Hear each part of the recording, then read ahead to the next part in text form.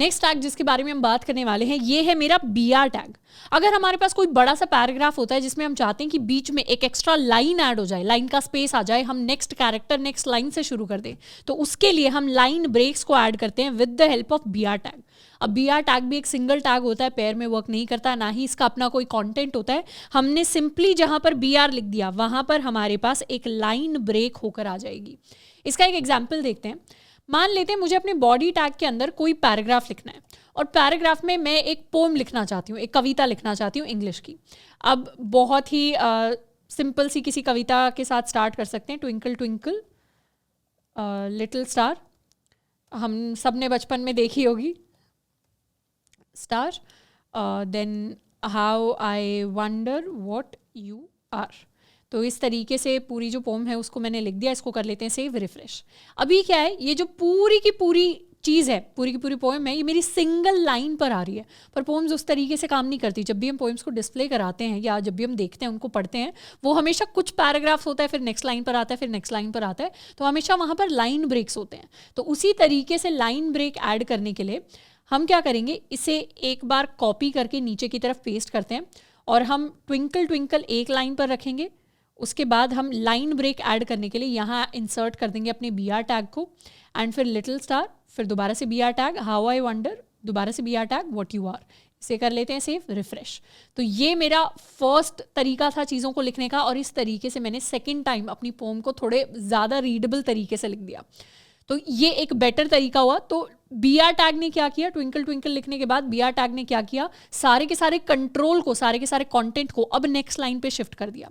तो जहां भी बीच में हमें नेक्स्ट लाइन का ब्रेक चाहिए होता है, वहां हम अपने BR टैग को ऐड कर देते हैं। इसके बाद बात करने वाले हम अपने 3 बेसिक टैग्स की, जिनको हम कहते हैं अपना bold, italic and underline tag. Bold, italic, underline ऐसी चीज़ें हैं जो जब भी हमने कोई माइक्रोसॉफ्ट वर्ड या ऐसा कोई सॉफ्टवेयर या गूगल डॉक्स यूज़ किया होगा तो हमें आइडिया होगा कि ये क्या करते हैं। बाकी इनका काम होता है to highlight text in your page, यानी अगर हमने पेज के ऊपर बहुत सारा टेक्स्ट लिख रखा है तो उसको अलग अलग तरीके से हाईलाइट करने के लिए हम इन तीनों टैग्स को यूज़ कर सकते हैं। बोल्ड टैग के लिए हम लिखते हैं B, और बोल्ड कहने का मतलब है कि जो हमारा टेक्स्ट होगा अब वो थोड़ा सा डार्कर शेड में प्रिंट होगा। चीज़ों को इटैलिक बनाने के लिए हम लिखते हैं I, तो जो होगा वो थोड़ा सा स्लांटेड वे में डिस्प्ले होकर मुझे मेरा टेक्स्ट कुछ इस तरीके का दिखाई देगा। एंड अंडरलाइन के लिए जो भी मेरा टेक्स्ट होगा उसके नीचे अब एक अंडरलाइन आ जाएगी। तो अंडरलाइन के लिए हम U टैग यूज़ करते हैं, इटैलिक के लिए I टैग, बोल्ड के लिए B टैग। इन तीनों को एक बार यूज़ करके देखते हैं। जैसे हमने यहाँ पर एक पैराग्राफ बनाया था, तो इस पैराग्राफ के अंदर हम चाहते हैं ये जो मेरी फर्स्ट लाइन थी, इस फर्स्ट लाइन के अंदर सारे के सारे जो वर्ड्स हैं वो बोल्ड हो जाए। तो बोल्ड करने के लिए मैं यूज़ कर सकती हूँ अपने B टैग का। B मेरा पेयर में टैग होता है और B के बीच में हम जो भी टेक्स्ट लिख देते हैं, जैसे ट्विंकल ट्विंकल, ये दोनों वर्ड उठाए और B टैग के बीच में मैंने इंसर्ट कर दिए। इसे कर लेते हैं सेव, रिफ्रेश। तो क्या हुआ, twinkle twinkle as compare to बाकी टेक्स्ट थोड़ा सा बोल्डर हो जाएगा, थोड़ा सा डार्कर हो जाएगा शेड में।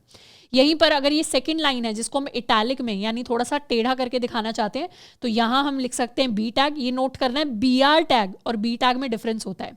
B और BR से कंफ्यूज नहीं होना। B का मतलब होता है बोल्ड, BR का मतलब होता है breaking the line. Line break की शॉर्ट फॉर्म ब्रेकिंग, या long form breaking the line. तो ये मेरा एक और, यहाँ पर B की जगह मुझे इटैलिक बनाना है, तो इसे I टैग कर देते हैं, सेव, रिफ्रेश। तो ये क्या हुआ, थोड़ा सा जूम इन करते हैं, ये थोड़ा सा टेढ़ा होकर टेक्स्ट डिस्प्ले दिखाई दे रहा है। ये टेक्स्ट जबकि कंप्लीटली सीधा है वर्टिकली, और ये थोड़ा सा टेढ़ा हो गया है। तो ये मेरा इटैलिक फॉर्म में टेक्स्ट रिप्रेजेंट हो रहा है। एंड तीसरी लाइन को अगर मुझे अंडरलाइन करना है तो हम लिख सकते हैं अपना U टैग। U टैग के अंदर ये तीसरी लाइन का टेक्स्ट उठाकर cut and paste, save, refresh. तो ये तीसरी लाइन पर टेक्स्ट के नीचे अंडरलाइन आ गया। तो इस तरीके से अलग अलग तरीके से हम अपने टेक्स्ट को भी फॉर्मेट कर सकते हैं। कोई हेडिंग है जिसको मुझे बोल्ड में करना है, या कोई हेडिंग है जिसको हम अंडरलाइन करके दिखाना चाहते हैं, तो उस तरीके की जो स्टाइलिंग है वो हम अपने पेज के कंटेंट के ऊपर ऐड कर सकते हैं यूजिंग आवर 3 टैग्स।